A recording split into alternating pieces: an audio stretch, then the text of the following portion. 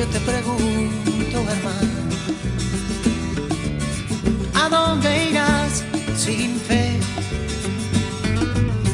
Debes saber que todo será en vano si no me digas lo que vas a hacer.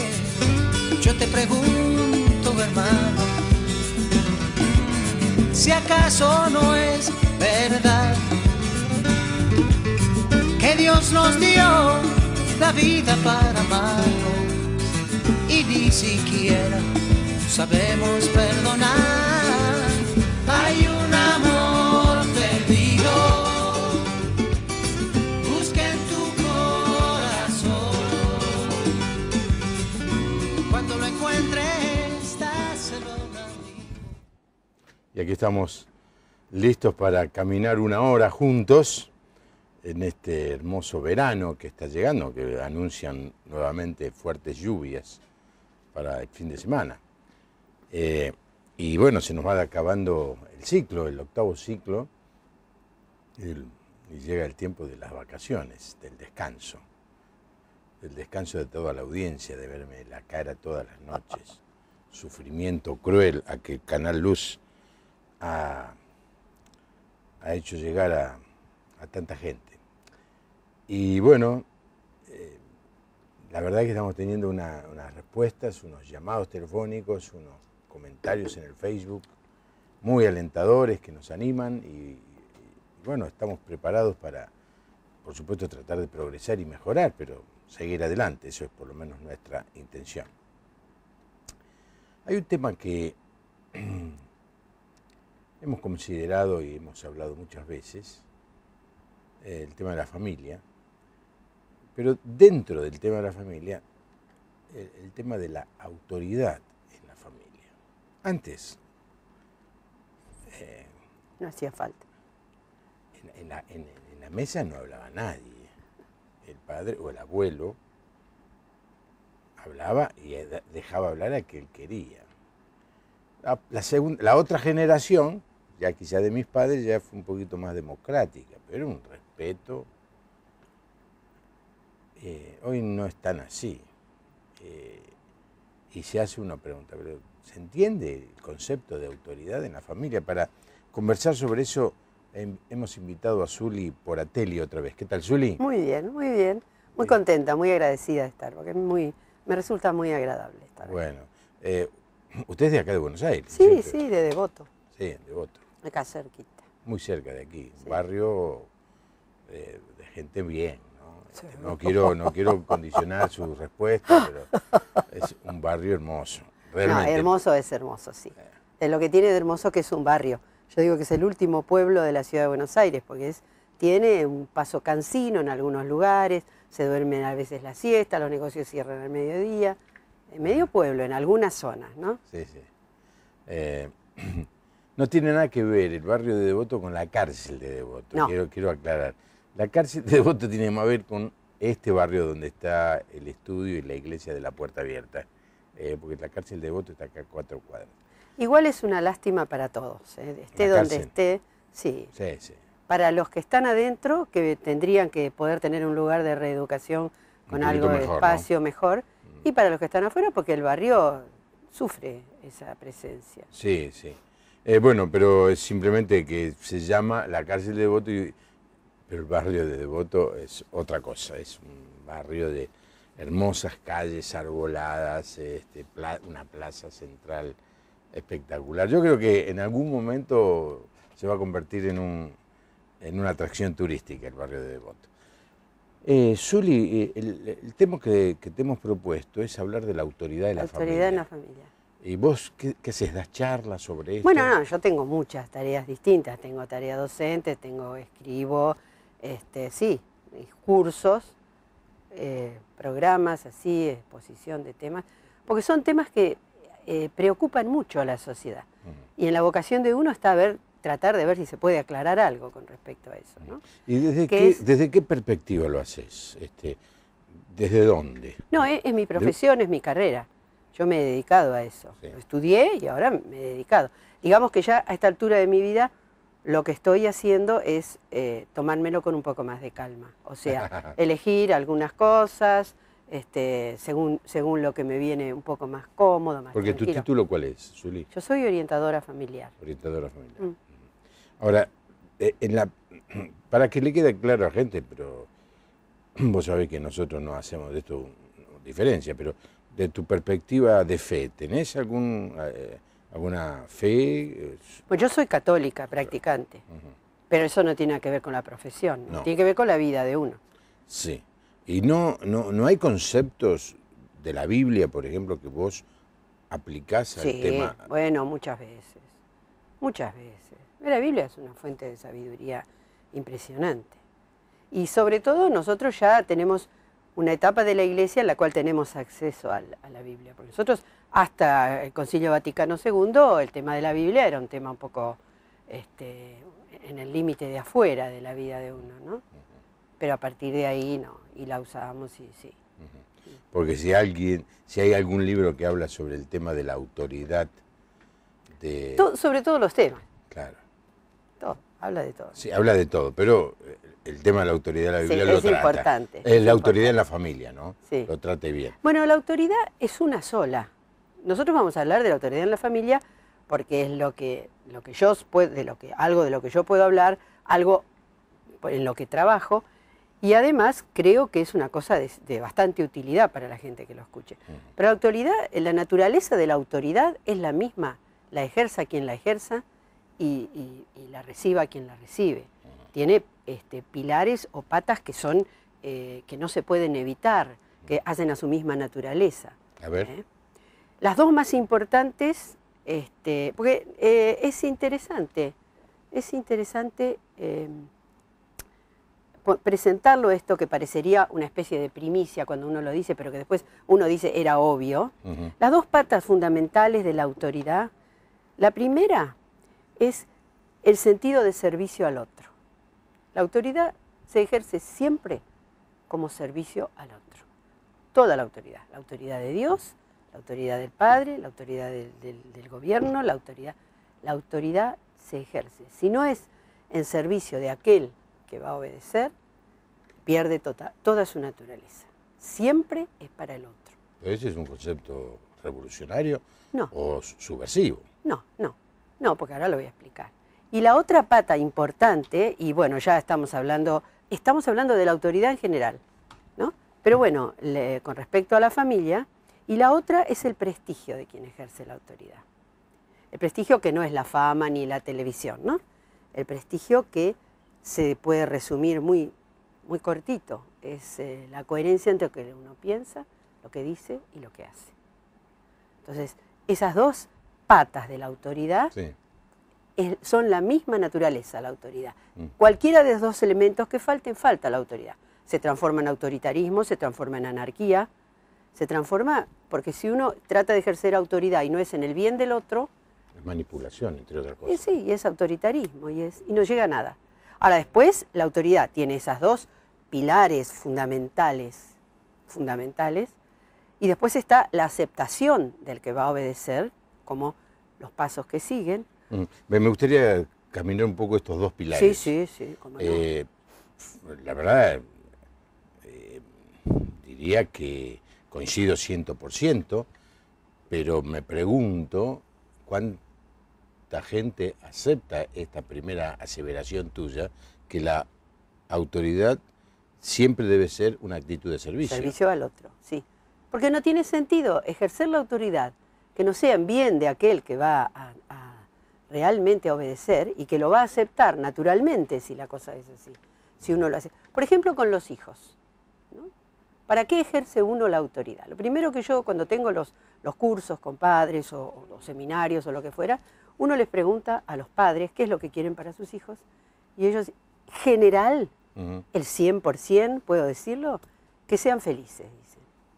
¿No? Esa es bueno.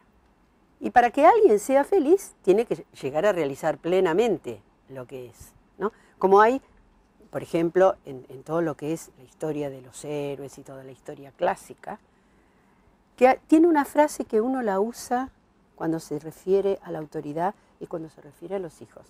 Los héroes llegaban a ser lo que eran. O sea, todo niño nace con capacidad de héroe.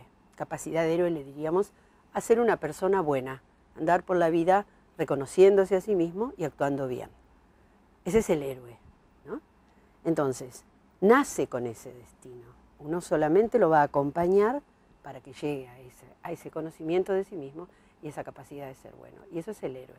O sea, yo ejerzo la autoridad sobre mis hijos con esa intención, de que sean lo mejor que pueden ser ellos. Entonces, esa es la actitud de servicio de un padre y de una madre, de los mayores. En este caso hablamos del padre y la madre, porque está muy confundido el tema. Entonces también de ahí surge la pregunta, a veces cuando uno tiene que tomar ciertas medidas o decidir cursos de la vida de la familia o decisiones puntuales de algo, y hay una duda, la pregunta ¿es por el bien de él o no? ¿Lo voy a decidir por comodidad, por obcecación, por interés, por egoísmo o por él? Y se aclara todo, se aclara absolutamente todo. Y es la única manera que tiene un padre también. El padre lo hace naturalmente porque quiere el bien de su hijo, pero es la única manera que tiene el padre de que el hijo entienda en algún momento lo que es. Yo, Zuli, veo también una suerte de crisis en este momento en el rol parental, porque la sociedad de consumo, la sociedad egoísta que nos rodea, también se ha infiltrado en la familia. Sí. Entonces te das cuenta que muchos padres no ejercen la autoridad como la deberían ejercer por comodidad, por cobardía y por egoísmo. Sí, y hay una cosa que junta todo eso, porque yo tengo bastante trato con distintos padres de distintas edades, de distintas circunstancias, por una gran confusión.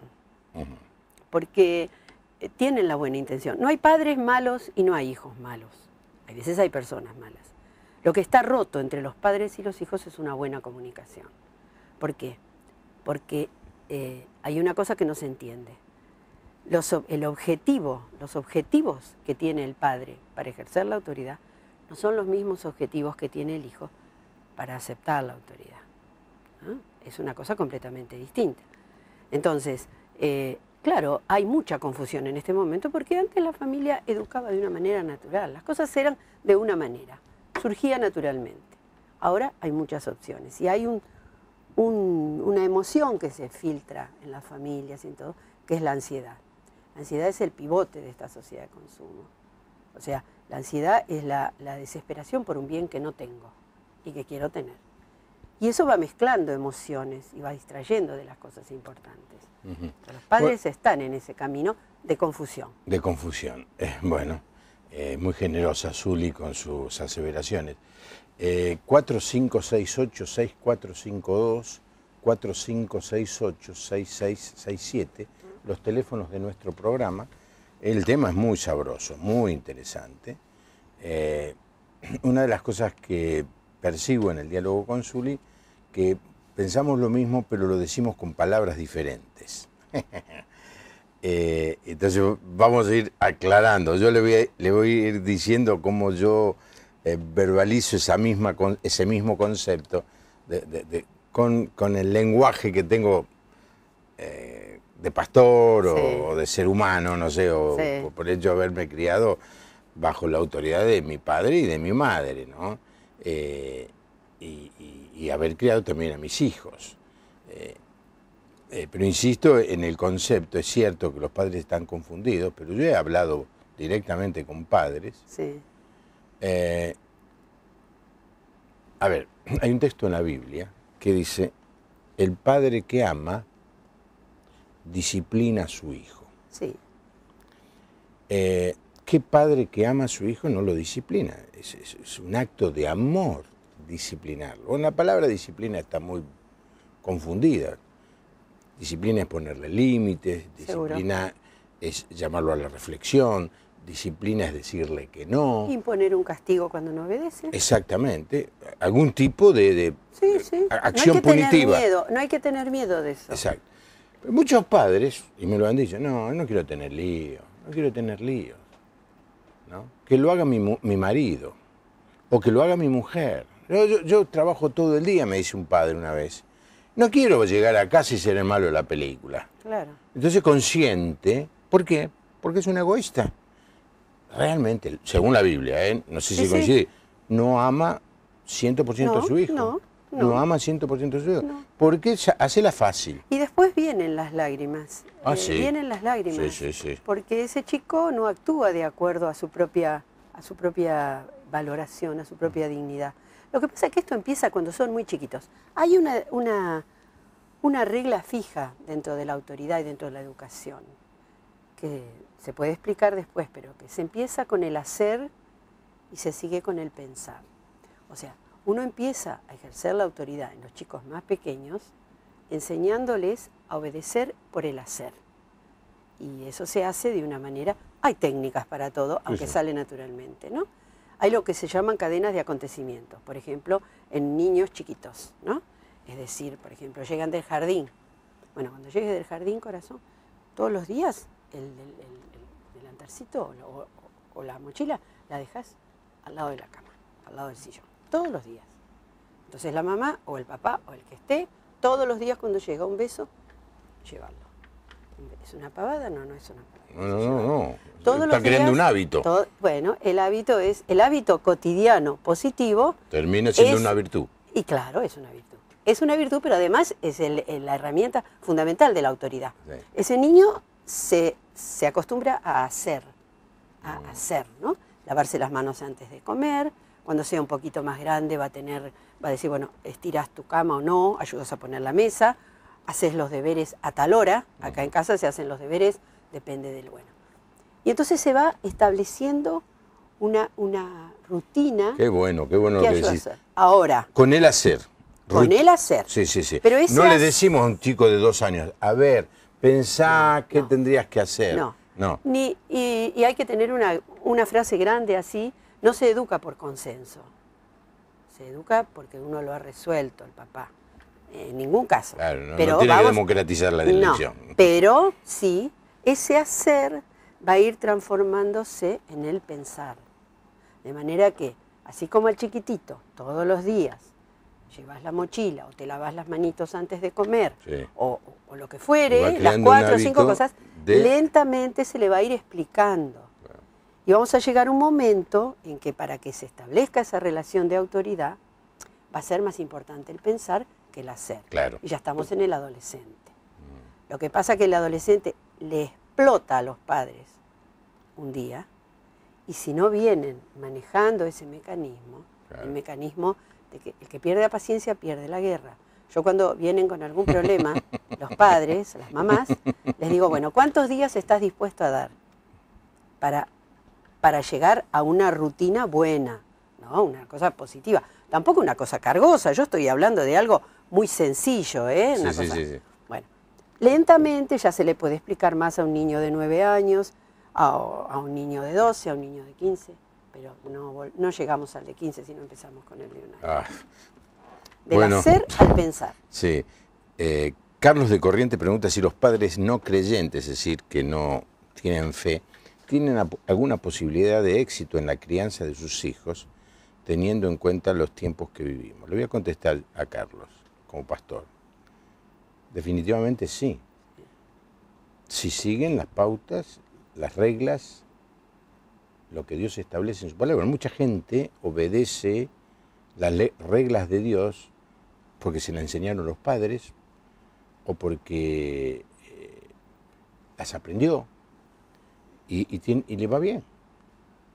Eso no quiere decir que va a ganarse el cielo con eso. No estoy hablando de una cuestión de la fe eterna, sino estoy diciendo una persona, aunque no sea creyente, que cumple las leyes de Dios, por ejemplo, disciplinar a sus hijos, por ejemplo, proveer el padre para el sostenimiento de la familia. La lealtad con la familia. La lealtad, la fidelidad de la perseverancia. La perseverancia, le va a ir bien.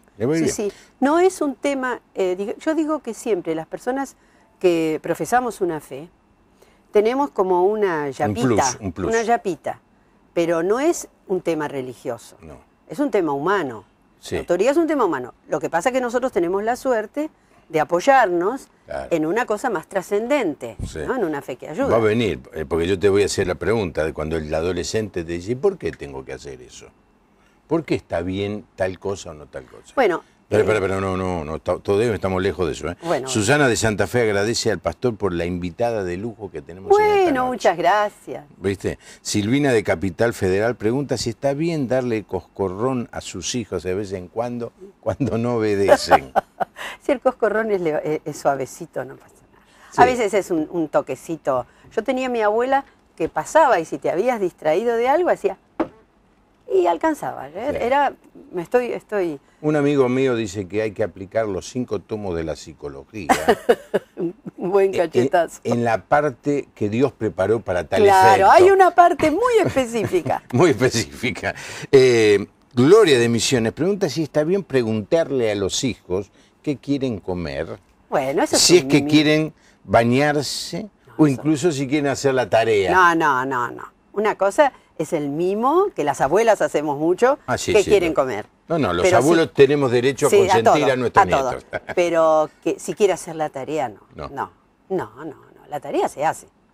Es como que no, es categórico. Pero por eso hay que empezar del principio. Claro. El principio del niñito. Cuando el chiquito va a jardín, que le van a dar una tarea o que los padres le enseñen a él a que todos los días la mamá o el papá van a mirar la mochila junto con él.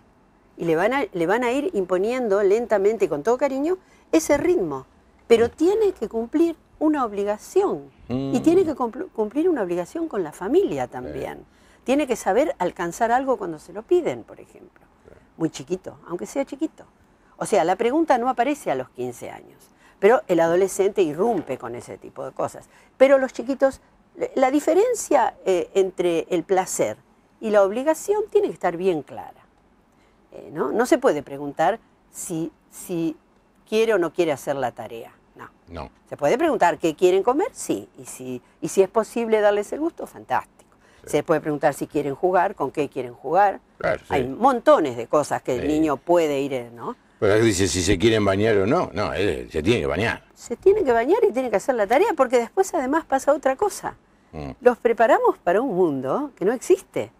Porque cuando ese niño o esa niña crezcan y tenga que afrontar una relación sentimental, un trabajo, un estudio, una profesión, se va a encontrar con que no era. El mundo que los padres le dieron no era el que... Absolutamente. En ese mundo no hay tu tía, digamos, No, hay ¿no? estudios hechos, Zuli, de que los chicos que fueron criados con muchas dádivas, que se les concedió todo lo que pedían y que el padre decía, no quiero que él viva lo que yo viví, que Sí. mi papá no tenía y yo siempre quise tener esos zapatos de fútbol y no lo pude tener, y entonces el pibe tiene 14 zapatos de fútbol. Claro, no, pero todo es una cuestión de medida. Claro, pero está comprobado que cuando van al mercado laboral no tienen el carácter No. que tienen aquellos que han aprendido la disciplina de tener y no tener. Es que no se trata de que no tenga un buen botín de fútbol o que no tenga unas buenas vacaciones.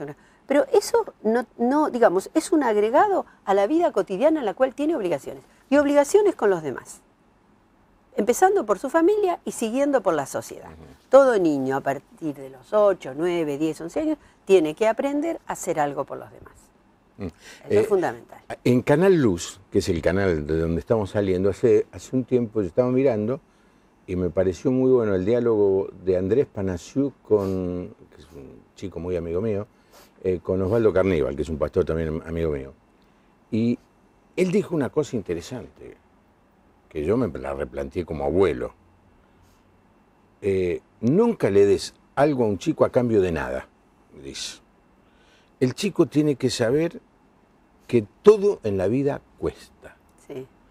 Eh, Acá hay una cosa que... a ver, comentarios.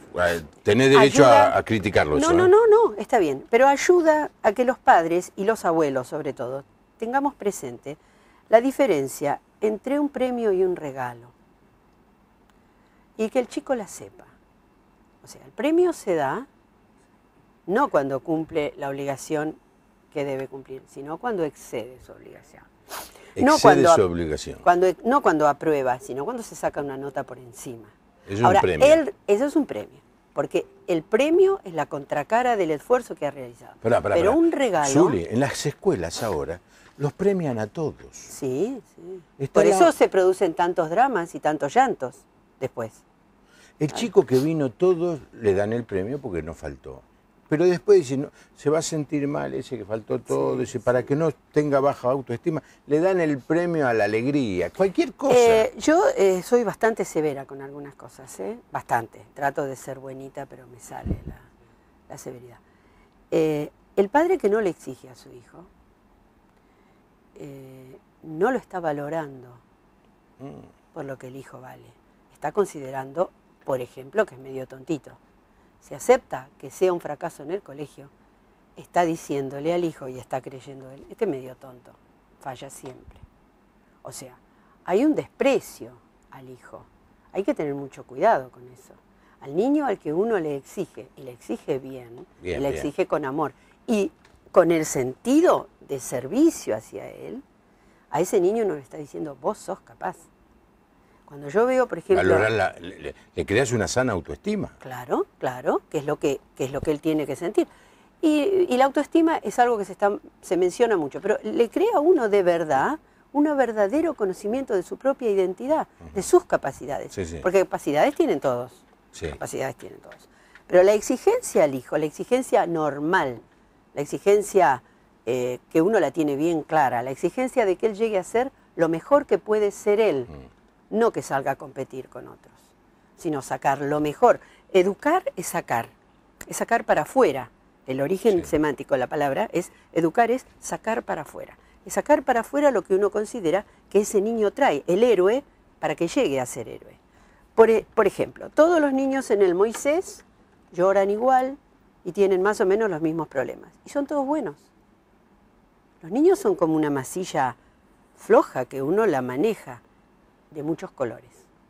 Y a veces es duro decirle a los padres que exactamente tus hijos van a hacer lo que vos has hecho de ellos. Y eso es una pura verdad.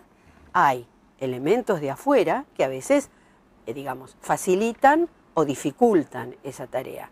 Puede ser de salud, económicos, familiares, de desencuentros, de exilios, de hermosuras, para un lado o para el otro. Pero ese es uno de los temas que más duelen cuando uno los tiene que hablar con los padres.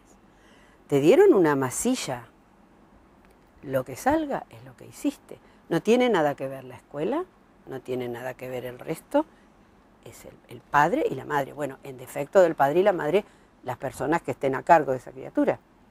Pero una de las cosas en las que hay que trabajar actualmente es en esa responsabilidad de los padres. Esa que a veces se quedan mirando así cuando uno lo dice, y uno no lo dice para asustarlos, ni para agraviarlos, ni para ofenderlos. Lo dice porque es la pura verdad. Porque qué maldad, qué malicia, qué pereza, qué egoísmo hay en un niño recién nacido. Ninguno. Todos los seres humanos nacen con un potencial impresionante. ¿Para llegar a qué? Bueno, para llegar a ser una buena persona, que es una de las condiciones para ser feliz. Después vienen todas las otras, ¿no? Bueno, entonces el padre tiene que ver la altura a la que tiene que llegar su hijo, en la que está su hijo. Claro. Cuando yo veo a veces en algún lugar esos niños que tienen los berrinches, y nadie sabe cómo controlarle ese berrinche, y claro, no se puede controlar el berrinche cuando están en público. Eso hay que controlarlo en casa. Es decir, ni siquiera hay que controlarlo. Si uno sabe hacer las cosas, no se produce. Puede ser un día que un nene llora, pero no, ese chico... El padre que lo mira está diciéndole en forma inconsciente, y bueno, vos no das más que eso. Como un pobrecito, como un pequeño animalito. No se trata de que yo le diga, no, vos no sos así. Vos sos algo distinto. Vos sos un niño bueno, vos sos un niño sonriente. No sos un niño caprichoso. Pero para eso hay técnicas. Hay técnicas bien claritas. Pasos a seguir. Pasos a seguir. Pasos a seguir. Sí, el gran mensaje que yo recibo en esta primera hora es empiece cuanto antes. Claro. Porque está sucediendo que los padres, cuando los chicos llegan a cierta edad, a la adolescencia, han perdido el tren, se han equivocado tanto Sí. y no saben qué hacer. Y vienen a la iglesia y dicen, solucionenme el problema. Sí, sé que Tengo un vecino enfrente de mi casa que es el encargado de las divisiones infantiles en Vélez Arfiel. Tiene que pelear con los padres. Sí, él les da una charla a los padres para empezar. Y los padres vienen a decir, ayúdeme, no sé qué hacer con mi hijo. Yo soy técnico de fútbol, ¿cómo me venís eso? Bueno, yo le confieso una cosa muy personal. Ya hace unos años que procuro no tratar cosas de adolescentes, porque es un desgaste impresionante. Prefiero trabajar con padres con chicos chiquitos, para empezar. No es con eso que hay quienes se ocupan de eso, ¿no? Sí, sí, sí. Pero ya a esta altura se me hace muy difícil, porque cuesta mucho trabajo y en algunos casos uno no puede decirlo, pero está casi perdido el tema. No porque ese chico o esa chica vayan a ser un desastre, sino porque no van a ser felices, andan a los tumbos. Nunca nadie les enseñó el lugar verdadero que tienen que ocupar en la vida, que ocupan en la vida. Porque otra cosa que el padre tiene que ver es que ese niño es único, irrepetible, tiene una sola vida en este mundo para ser feliz. Entonces esa autoridad, ¿para qué la ejerzo? Para que sea feliz, porque además un niño caprichoso, por ejemplo, él sufre en serio, vive siempre conflictuado. El niño que es caprichoso, que quiere esto, y que quiere esto, y que quiere esto, y que llora por esto y que no quiere hacer lo otro, es un niño que tiene una vida infeliz, no es feliz. No. Habrá cosas, sí, los niños que viven bien y contentos y son obedientes, tienen sus momentos, es lógico, eso nadie pide tampoco la exclusividad de la obediencia. Pero es notable que el padre no se dé cuenta que tiene que dar vuelta a la cosa. Por eso que la autoridad es una actitud de servicio. Hemos puesto el acento, quizá por mis preguntas, Zuli, en los padres que no le están exigiendo o no están disciplinando a sus hijos. Un párrafo nada más de los otros padres. Aquellos que le ponen semejante presión al hijo, que lo exigen de tal manera, que lo empujan a ser el mejor en la cancha de fútbol, el mejor en la escuela, el mejor... y que el pibe termina agobiado por semejante presión. Sí. Hay esos padres también. Sí, son menos. Mucho menos. Pero hay. Pero entonces con esos padres lo que hay que trabajar es en el tema de las prioridades. ¿Hasta qué punto yo puedo querer que mi hijo sea el mejor jugador de fútbol, el abanderado de la escuela, que elija la carrera que yo quiero? Y entonces ese padre tendría que justamente transformar esa autoridad en servicio y pensar, lo que yo tengo que hacer es que esta persona desarrolle lo mejor que tiene, pueda elegir dentro de las perspectivas de la vida aquello que lo entusiasma para hacerlo y acompañarlo en ese camino. Porque eso también es muy mal. Ahí es el autoritarismo. Lo que yo le decía, porque el padre, la autoridad que no se ejerce con sentido de servir al otro, se transforma en anarquía o en autoritarismo. Las dos cosas son muy malas para un hombre feliz. Sí, me acuerdo de una película muy antigua con Anthony Hopkins. Y el padre era el que hacía el personaje de Maduro en las calles de San Francisco, no me acuerdo cómo se llama. Sí. El chico era un buen jugador de béisbol y el padre lo agobiaba. Jugaba y llegaba la tarde y tiraba la pelota y tenés que agarrar así, un enfermo. El pibe llegó a jugar en las grandes ligas, pero terminaba de hacer la jugada elogiada por todos y el padre dice, no, te faltó fuerza, no corriste lo suficiente. Es decir, el chico llegó a una crisis que terminó en un psiquiatra. No sé, una cosa. Hay un desconocimiento de la mirada que uno tiene que tener sobre los hijos, ¿no? Lo primero es el descubrimiento de eso, de que es un individuo distinto a todos los otros. Distinto al padre. Sí, bueno, desde ya. Y distinto a sus hermanos y distinto a todos. Y entonces mirarlo queriendo conocerlo de verdad, queriendo conocerlo de verdad. Y accediendo a aquello que ese individuo necesita para ir marchando por la vida. Porque se desconoce. Muchas veces tratamos a los chicos en la familia como parte del montón. Yo comprendo que la vida actual y muchas obligaciones y todo, en familias numerosas y no numerosas, produce una confusión. Pero es bueno cada tanto reflexionar sobre lo que es cada hijo. Por ejemplo, un tema que existe en las familias, el hijo ladrón, que le decimos. El hijo que, porque es más seductor, porque es más simpático, porque es más divertido, se lleva la aprobación y le resulta más fácil estar. Todos tenemos un hijo ladrón, todos tenemos uno que ese es más simpático, me saca lo que quiere. El padre que consigue ver esa diferencia de ese hijo con los otros, consigue tratarlo con el mismo cariño y reírse de las mismas cosas, pero exigirle de una manera distinta. Pero porque lo está mirando en su propia realidad. Yo cuando empiezo los cursos a los papás, los hago sentar en el suelo, para que vean la dimensión que el mundo tiene para sus hijos cuando son chiquitos. Y cómo uno es grande. En ese momento es cuando uno ejerce toda la autoridad, porque uno es grande y el niño es chiquito. Me pregunto si están llegando mensajes. Llegaron muchos rápido y de golpe se paró. Puede ser que tenemos solamente 4 televidentes esta noche, Zuli. Me resisto a creer. No importa. No. ¿Cómo tenemos que hacer el programa, Zuli, si tuviéramos un solo televidente? Igual. Sí. Igual. Si uno lo hace por vocación y por amor. Pero en realidad los cristianos tenemos otra cosa más. Dios nos está mirando. Seguro. El Señor nos está mirando. No es cuestión de... Hay gente que dice, no, dice, había poca gente en la reunión, así que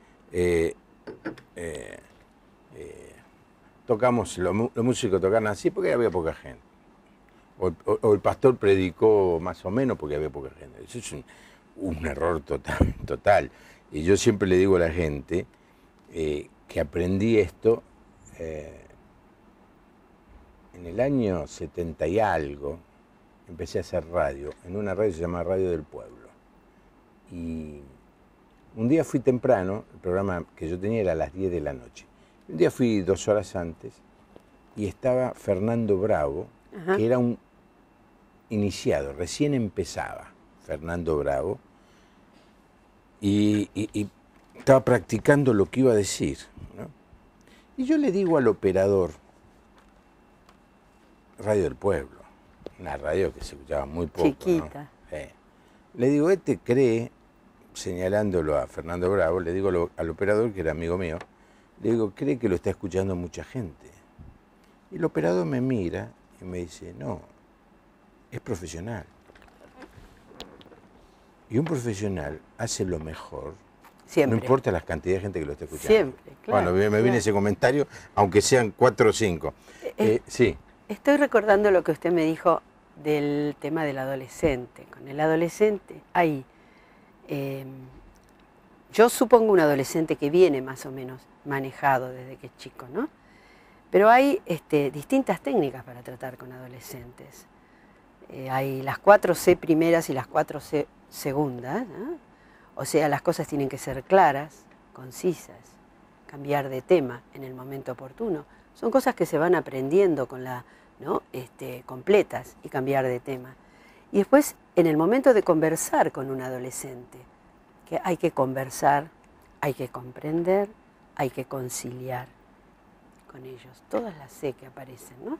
Hay que conversar escuchando, porque nos pasa con los hijos más que con nadie, que cuando parece que los estamos escuchando, estamos preparando nuestra respuesta. Entonces el adolescente dice cualquier cosa, hay que escuchar cualquier cosa, aceptar cualquier cosa de entrada, sin asustarse, sin nada. Y tratar de ver por qué, por lo que yo le decía, el objetivo del padre es distinto al objetivo que tiene el hijo para obedecer, ¿no? Hay que conversar, hay que comprender, y comprender quiere decir comprender, entrar, abrazar, tener acá, te dejo pasar acá adentro, te voy a escuchar de verdad, empezando a creer que vos tenés razón. Y cuando yo me asegure de que no tenés razón, el diálogo va a ser distinto. Pero hay que empezar por eso. Y después hay que conciliar, bajar el ánimo, ¿no? Porque los padres, los chicos, los adolescentes tienen actitudes tan tremendas que a cualquiera le sacan la paciencia, a cualquiera lo vencen, ¿no? Y entonces está cuando, ¿quién es el que tiene que mantener la cordura? ¿Quién es el que tiene que bajar el estado de ánimo? ¿Quién es el que puede decir, por ejemplo, lo hablamos mañana? Porque en general se quieren arreglar las cosas en el momento de los nervios. Las cosas se arreglan cuando no pasa nada, ¿no? Entonces, la conversación con el hijo adolescente tiene que ser no cuando se produjo el hecho que nosotros vamos a reprobar o cuando él está exigiendo. Hay que hacerlo cuando uno está tomando un té tranquilo o mirando el partido de Boca y River, que terminó.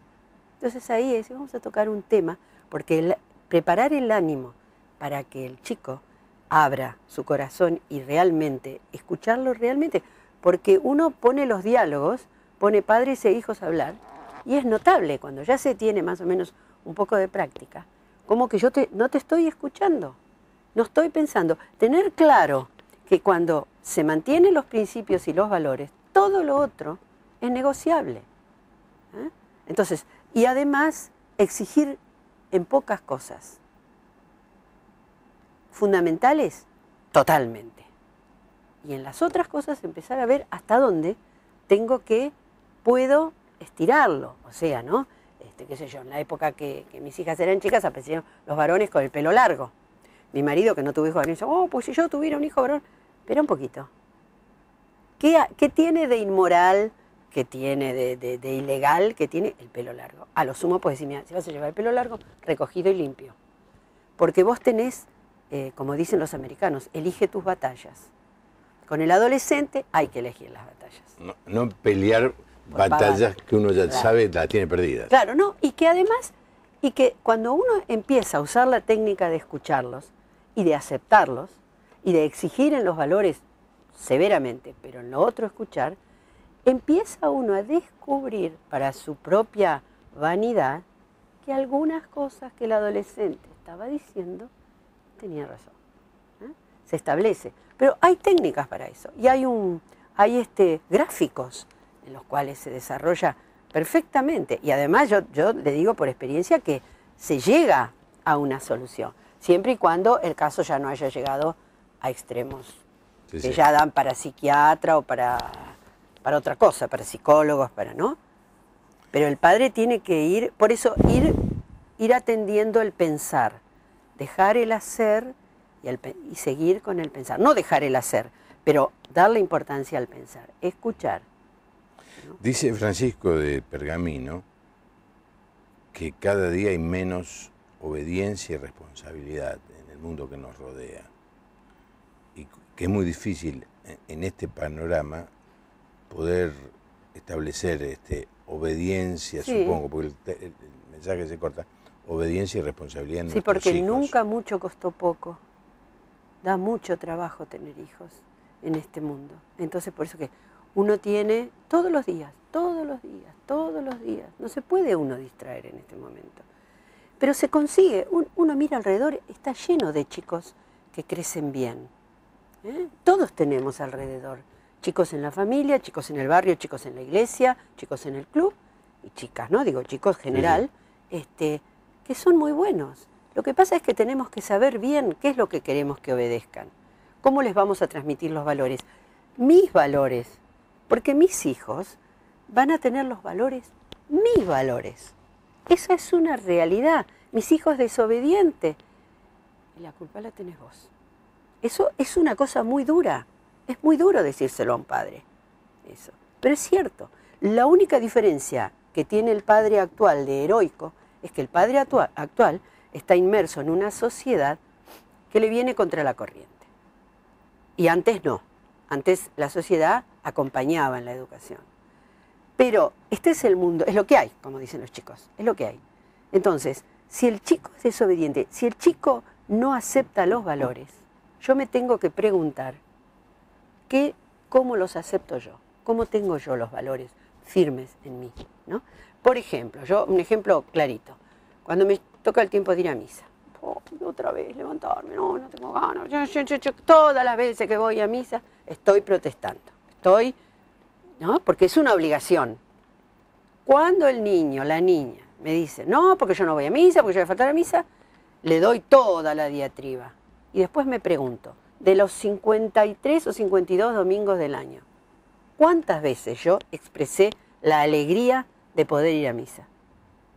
Es un ejemplo desde el punto de vista religioso. No, muy pertinente. ¿No? Muy O sea, pertinente. ¿qué es lo que yo estoy exponiendo constantemente? Sí. ¿Qué es ese? Y ahí está el prestigio. Mm. Es la coherencia entre lo que pienso, lo que digo y lo que hago. Ah, yo le digo a los padres de mi iglesia,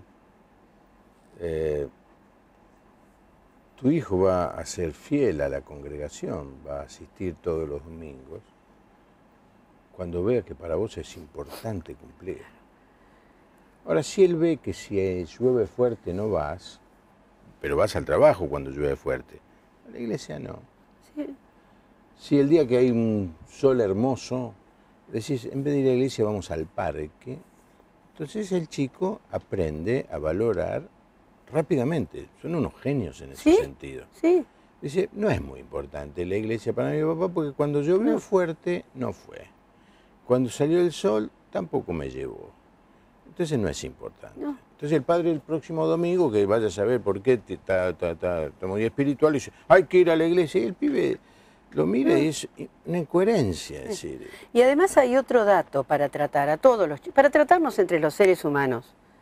El optimismo y la alegría son armas imbatibles en la vida de padre e hijo. El optimismo, hay gente que nace con optimismo, pero hay que elaborarlo. El que no lo tiene que elaborar. O sea, el optimismo es la esperanza bien fundada, ¿no? No es la ilusión. La ilusión es una película de amor, es una princesita y un príncipe. La esperanza está fundada en hechos concretos, ¿no? Y esa esperanza se manifiesta por el optimismo. En la vida actual hemos perdido un poco de la cortesía, el ratito para preguntar cómo estás, la sonrisa, la caricia, esa cosa íntima con el hijo, con todos, pero estamos hablando de los hijos, ¿no? Y ese optimismo, y el padre y la madre que hacen ese esfuerzo de generar optimismo sobre bases reales, sobre lo que realmente tienen de bueno, porque en la vida se encuentra todo lo que hay de bueno. La mayor parte de la gente tiene una vida común y corriente en la cual hay muchas cosas buenas. Algunos sufren tragedias, pero en la vida normal el optimismo es una llave maravillosa para tratar a los hijos y para que aprendan la obediencia. El ejercicio de la autoridad para los hijos, yo lo explico gráficamente. Cuando un niño va a cruzar, un niño de 4 o 5 años, y cruza la 9 de julio, de la mano del padre, ni se fija dónde está. Agarra la mano de su padre y cruza. Está en manos del que lo cuida, del que lo quiere. No le puede pasar nada si papá le da la mano para cruzar la 9 de julio. Y uno ve la 9 de julio y dice, cantidad de peligros que hay acá, ¿no? Bueno, esa es la autoridad para los hijos. Esa confianza básica que tiene el hijo en el padre. ¿Por qué? Porque el padre lo hace para su bien. ¿Y por qué? Porque tiene prestigio para hacerlo. Vamos a la segunda pata, cual vos llamás prestigio. Yo lo traduciría coherencia, ¿no? Bueno, pero porque es prestigio porque en la relación de los hijos con los padres, si las cosas se dan bien, si el padre procura no perder la paciencia, si tiene optimismo, si tiene claro lo que quiere, porque acá hay 5 pasos para educar que los voy a decir ahora. Es algo más que coherencia. La coherencia, el prestigio vendría a ser el brillo de la coherencia. Para el chico, por eso cuando llega adolescente, el niño tiene que rebelarse un poco, porque estuvo endiosando a su padre. Son los años en que su padre tiene que aprovechar mucho para que obedezca, porque está ahí en esa postura prestigiosa, ¿no, papá? Ahora, papá lo sabe todo. Papá lo sabe todo. Y es verdad. Y después en la adolescencia, papá no sabe nada. Nada. Y hay una edad maravillosa entre los 7 y los 11 años, que se llama la edad del cervatillo, porque es una edad tal cual, es una edad de ternura, es una edad de reconocimiento, en que los padres reciben el mejor momento de eso, de que el niño... Son prestigiosos los padres para él, cuando el padre ha sabido manejar esa relación, ¿no? Pero hay 5 pasos que los padres tienen que usar. Primero de todo, antes de eso, hacer un buen cuestionario sobre uno mismo, ¿no? ¿Quién soy? Cuando uno tiene hijos, ¿no? Bueno, en todas las ocasiones, pero estamos hablando de los hijos. ¿Quién soy? ¿Dónde estoy? ¿Dónde estoy en todo sentido, socialmente, localmente, ¿en qué país? ¿Cuándo estoy? En este momento del mundo. Tengo que reconocer, sentarme a reconocer realmente la realidad, porque nosotros pasamos así por ese tipo de reflexiones porque estamos muy complicados con todo. A veces con otro adulto de la familia, marido y mujer, hablar un poquitito, 10 minutos de dónde estamos situados en ese momento. ¿Cuáles son mis valores reales? Porque los valores, bueno, son lo que me interesa, los principios son universales, los valores es lo que a mí me interesa, ¿no? Pueden ser disvalores o valores. Entonces, tener claro cuáles son mis valores. Si valoro el éxito por encima de todo, si valoro la familia por encima de todo, tener en orden las prioridades. A ver qué queremos, qué, ¿no? ¿Cuáles son mis dones? Reconociendo que todos tenemos dones, ¿no? Que puedo aportar a esta relación filial, padres e hijos. Y eso hay que pensarlo, es lo que se llama darse cuenta. ¿Y cómo me ve ese niño a mí? Y después todas esas preguntas hay que transmitírselas mirando al hijo. ¿Quién es? ¿Dónde está? ¿Es el hijo mayor? ¿Es el del medio? ¿Es el más chico? ¿Es fuerte? ¿No es fuerte? ¿Es simpático? Es todo. ¿Dónde está? ¿Qué colegio va? ¿Qué religión le estoy transmitiendo? ¿Cuál es la creencia que estoy transmitiendo? ¿Cuáles son sus dones? Que todos los tenemos, ¿no? ¿Y qué espera él de mí? Ahora, cuando yo estoy acostumbrado a reflexionar eso, pero no de una manera, digamos, esquemática y cerrada, sino en la conversación fluida de la vida cotidiana, ¿no? Tengo que decidir cosas, tengo que decidir líneas generales de vida, cómo quiero que sea mi familia, estos son para los matrimonios que empiezan, o cuando tengo mis hijos, cómo quiero que sea mi vida con ellos. Entonces, o tengo que a veces decidir cosas puntuales, de ahora, un viaje, una decisión de un colegio, una cosa, y qué se va a comer hoy, lo más importante y lo más sencillo. Entonces, lo primero es pensar, y los chicos eso lo reciben. Si la decisión es muy importante, la voy a tener que pensar muy bien. Si la decisión es a dónde vamos a ir el domingo a pasear, bueno, va a ser más sencillo. Pero lo tengo que pensar. Y después pensar, después informarse. También será si es un viaje al extranjero o si es la comida del mediodía. Tengo que informarme qué necesito para que esto llegue a buen término, ¿no? Y cuando ya tengo todo eso, cuando sé lo que quiero hacer y me informo de todo lo que necesito, lo tengo que decidir. Y entonces ahí empieza que la decisión, según la edad de los hijos, se comparte, no se comparte, bueno. Cuando se decidió, lo tengo que informar. Pero todo esto no es riguroso y severo, sino en el diálogo de una familia, lo informo. Y lo informo clarito, porque el último paso es que lo voy a hacer cumplir. Por ejemplo, familia desordenada, ¿no? A veces hay familias que llegan a un desastre y uno empieza a trabajar y dice, no, pues si acá no pasa nada serio. Hay unos horarios locos, entonces todo el mundo está loco y nadie puede disfrutar de la vida familiar. Entonces se hace una valoración de cómo van esos horarios, ¿no? Y se llega a la conclusión, por ejemplo, de que papá y mamá es bueno que tengan un rato a la noche que los chicos ya estén durmiendo. Entonces, ¿cómo tenemos que hacer? Y bueno, habrá que cenar antes de lo que cenamos, y va a haber que todos tienen que dar una mano, va a haber, bueno, ¿cómo voy a hacer? Pienso, este caos nos está haciendo daño a todos, nadie es feliz en esta familia. Esto es muy típico de ahora, ¿no? Porque los horarios son muy corridos. Entonces pienso, después me informo, a ver, ¿cómo voy a hacer? ¿Qué es lo que yo tendría que cambiar? Que tendríamos, ¿no? Papá y mamá en la familia para ver si nos tranquilizamos. Pensarlo, hablarlo todo el tiempo que sea, con toda naturalidad. Y después decidimos. Bueno, a partir de ahora, los chicos se van a ir a la cama a las 9. Y pueden tener la luz prendida, por ejemplo, digo, hasta las 10.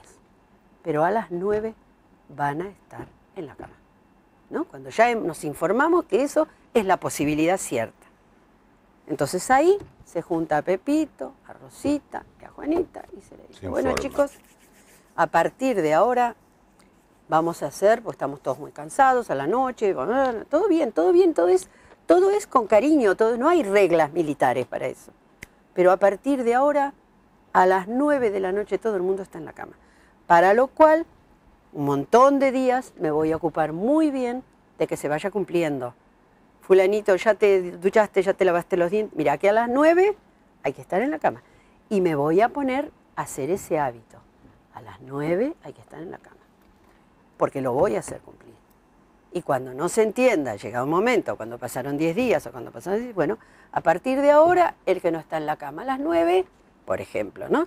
La bicicleta no la puede usar una semana. Y lo cumplo.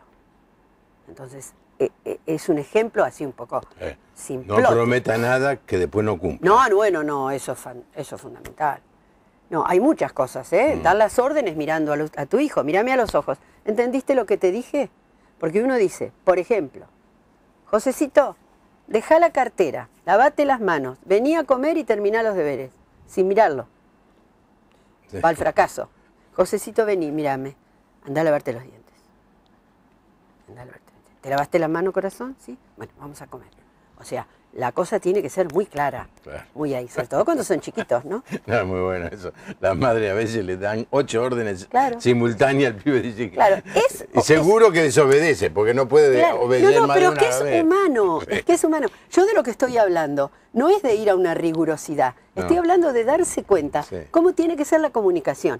Cuanto el canal es más corto de comunicación, la comunicación llega más clara. ¿Eh? Si yo lo grito desde el living, ¿no? Están haciendo lío, dejen de hacer lío, porque es un desgaste. Entonces me acostumbro ahí donde están. ¿Qué pasa? No se hace este lío. No, vos prestale eso a tu hermano. Ahí. ¿Me entendiste? Mírame. ¿Me entendiste? Sí. ¿Qué te dijo mamá? Y que no, bueno, por favor, ¿eh? Entonces, y tantos besos, como decía mi abuela, tantos chirlos, tantos besos. Mucho beso, ¿eh? Mucho beso a los hijos, mucho abrazo, eso sí. Pero no. Pero cada tanto ¿no? Y cumplir. Para lo cual la penitencia o el castigo tiene que ser cumplible.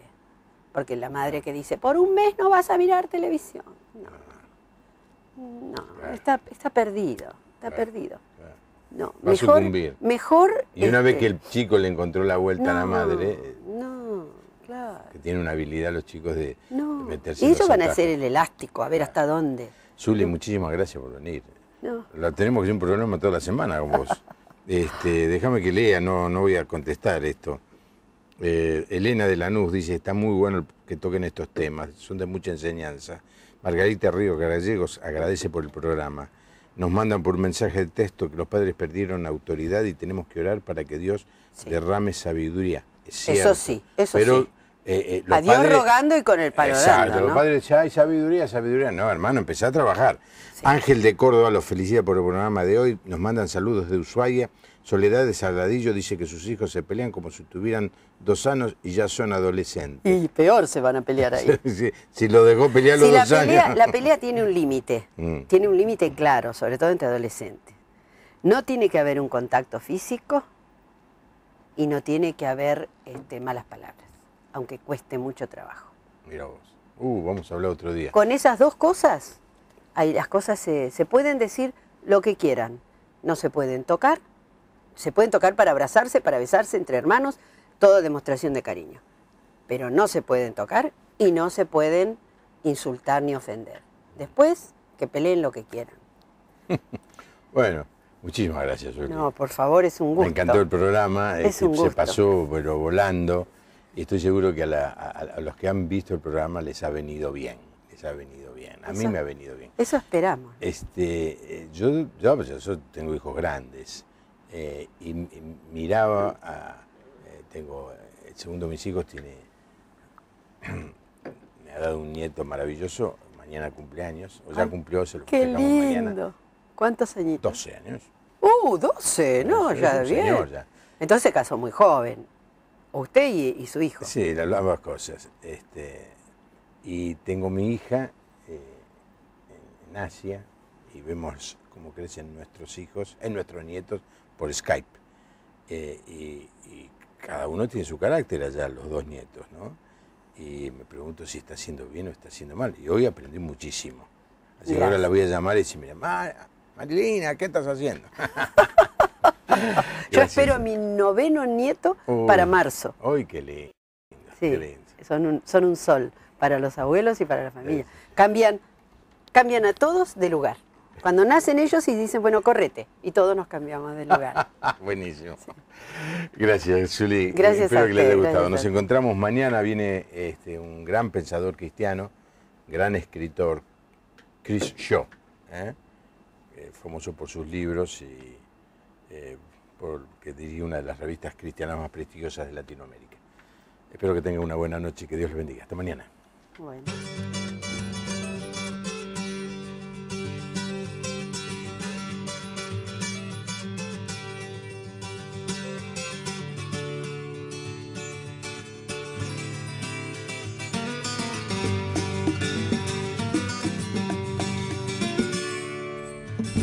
Yo te pregunto, hermano,